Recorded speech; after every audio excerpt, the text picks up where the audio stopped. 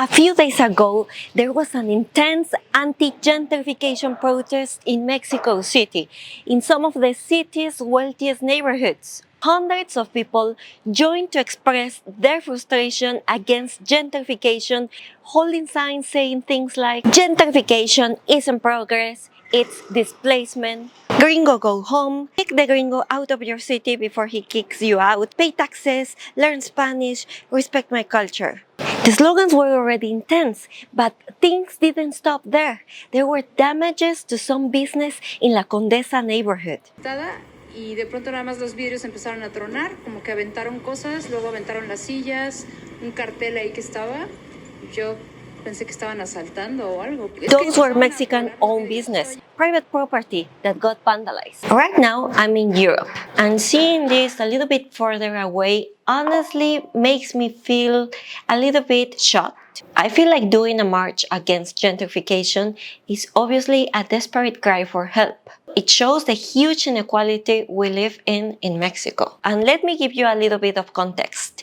In Mexico, there are no real social housing programs for people who need them. If you lose your job, you're on your own. If you don't have a house or if you don't have money to pay the rent of your house, you basically don't have a house. This is a problem that other countries don't have. Right now that I'm staying here in Europe, I've seen that, for example, in the UK, they have housing programs, which I think that is very cool. In France, you can apply for help if you don't have a job, and the government can help you with that.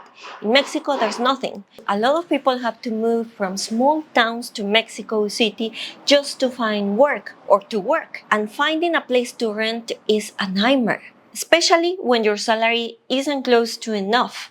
Right now, in Mexico, the minimum wage is 278 pesos, or about $15 per day. In Mexico, according to the INEGI, around 60% of the population earns around 11,600 pesos, a little bit less than $600 per month.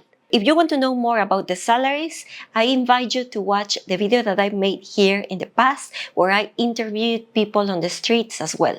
And the inequality gets even more obvious when you look at the prices of rent in La Condesa, where the rent is way beyond what most people make. And let's be real, you're not gonna rent in a place like Condesa if you're making an average salary in Mexico. That neighborhood has always been for rich people. I can tell you that because 12 years ago, I was living in Mexico City, and definitely with my salary, which was about $700 per month, it was impossible to find a place to rent, even a room in La Condesa.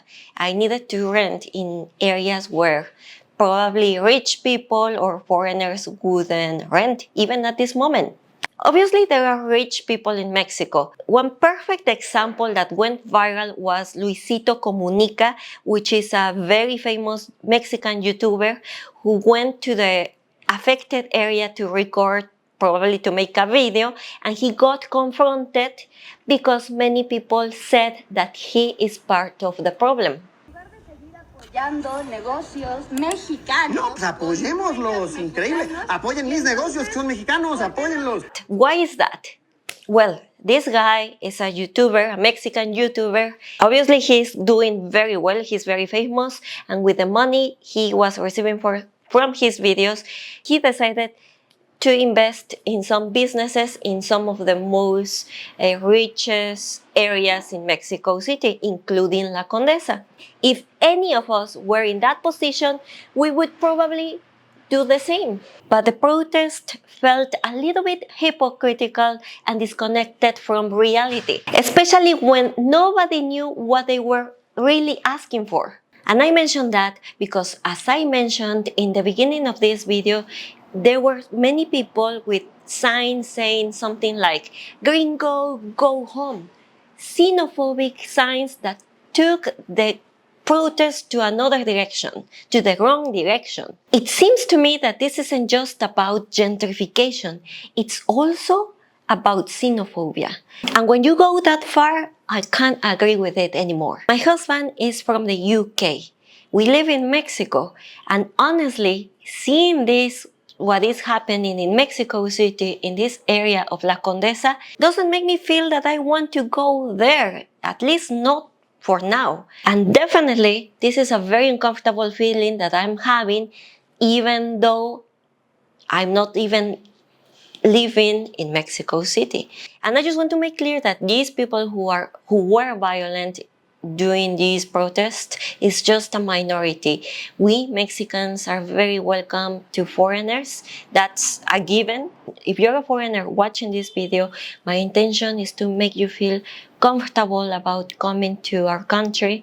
And it's true that we appreciate when you are interested in our culture, in immersed in the community, in learning the language. It's a huge effort, I know it. And because I know this is a huge effort, I've created an online community where you can learn Spanish with me and other native Mexican Spanish teachers. If you're interested in learning Spanish and knowing at the same time about the culture, the slang that we use, practice Spanish, obviously, check out my website, thriveinspanish.com. And actually, I'm about to open a course for people who don't speak Spanish, people who want to start from zero. I will be given a course with a duration of 3 months. Check out the details below in the description. I'm going to leave the link. It's going to be amazing because you'll be able to order food in a restaurant, to have small conversations with Mexicans. It's going to be very helpful. Check it out below. Obviously, this happens everywhere in the world. Let me give you another example. Right now, I'm in Naples, Italy. A very touristy city, very well known for its pizza. You can hear accents from everywhere from the world. And something that caught my attention is that there's posters in one of the main plazas talking about gentrification or over-tourism. I work online, so I have more freedom to travel or to stay in the places that I like the most for more time. I definitely use Airbnbs. I'm paying for an Airbnb here to an Italian person. Obviously, I'm not looking for them to be expensive. I want to speak Italian. I want to immerse in their culture. I want to feel welcome. I want to have the freedom to travel and to stay in the country that I like to be. I also understand that if Italians have a house or a business they can benefit from, they won't hesitate to do it. The Airbnb where I'm staying here in Naples, in Italy, is located around a Sri Lankan community.